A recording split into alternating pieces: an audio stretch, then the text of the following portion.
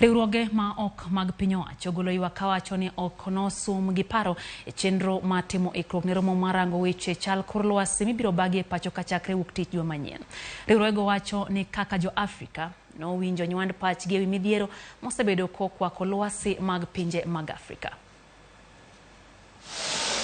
Kaodong mana seche machuok kende to romo mar twak e midhiero mar lokruok kor lwasi e pinje mag Afrika chakore. Riwruoge ma ok mag piny owacho maya e pinje Afrika bura ng'ur kuom mano magiwacho ni rem nywando gi e chenro mar ikruok ne twak makamano.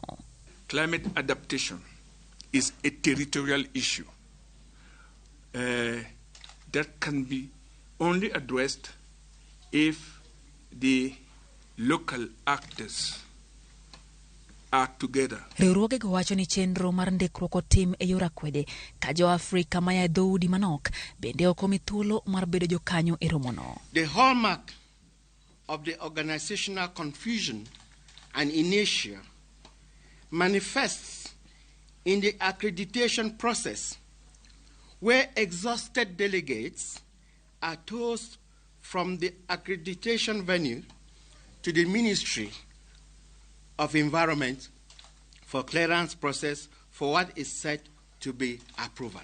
It is being addressed, and I did speak to Pakja this morning and I said, look, we've got an oversubscription, we've got so many people, let's prioritize the people that are absolutely essential to be there. It will be covered and streamed live online, and we can create centers where people can be able to participate, even if it's not physically at KICC. Giseyo thoro mar wach mar romono kagiwacho ni nitiere midhiero mamoko mokwako pinje Afrika mowinjo nywandi e twagno machalo kaka ratiro mag oganda.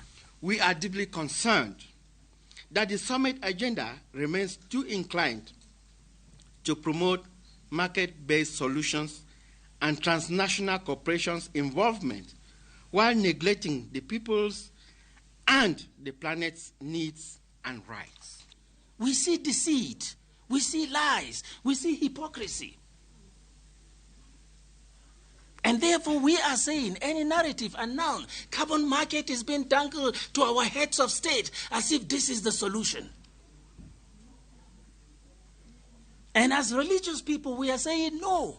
Those who are responsible for the damages we are experiencing must be called to account.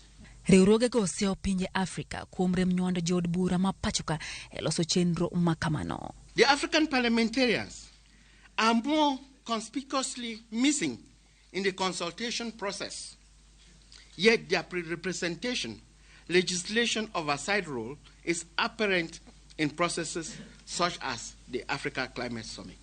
Kweth rawere e bwo chenro mar Youth Dialogue to kod Linda Ugatuzi bende oramo ni rawere nyaka yud thuolo mar chiwo pachgi e romono mano mar lalruok ewi lokruok mar chal mar kor lwasi. Kata ka nochopo tarik 6 ne wayudo messages, tarik 25 koro ne wayudo confirmation. Kanye wachopo KICC, vijende opong' miwuone World Coin oduogo ka wang' jopiny.